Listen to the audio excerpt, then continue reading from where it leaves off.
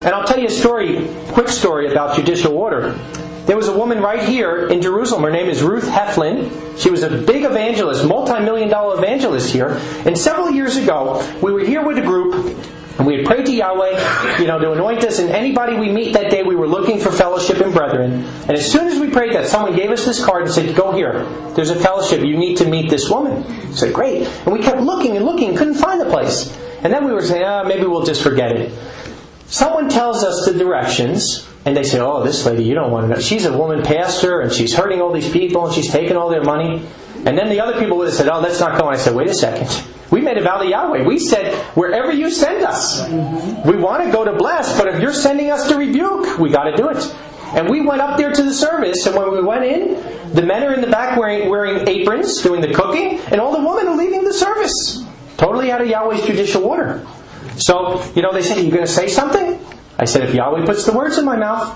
But I just sat in the chair, because even then, I'm in their house. It's not for me to barge in there and start saying, "Thus saith Yahweh." I waited for judicial order. I sat down while they were doing their dancing and their swaying and all this. And then she said, "It's the time of the service where if anyone has a word," she said, "from the Lord, we'd like to hear it." My hand went up. Judicial order was called on. She said, "Go ahead, brother." I said, "Sister," and I didn't even know who you were. I said, "But Yahweh has sent me here for a message." In my book open to 1 Timothy 8. "Suffer not a woman to teach or to usurp the authority of a man, but to be under them in subjection." And she said, "Brother, you're out of line. There's many ways you can take that." I said, "No, the word is very clear. This is the word." And I said, I didn't plan on saying this, but the words that came out of my mouth was, "This is your last chance. Repent or perish." So they had the men in the kitchen that were cooking come and throw us out of the place. And a few months later, we were in the bookstore talking to our friends, and he started mentioning Ruth Heflin. And I said, "Oh, I got to tell you about her." He said, "No, you don't understand. She just dropped dead." And wasn't old, wasn't sick, nothing. Just dropped dead.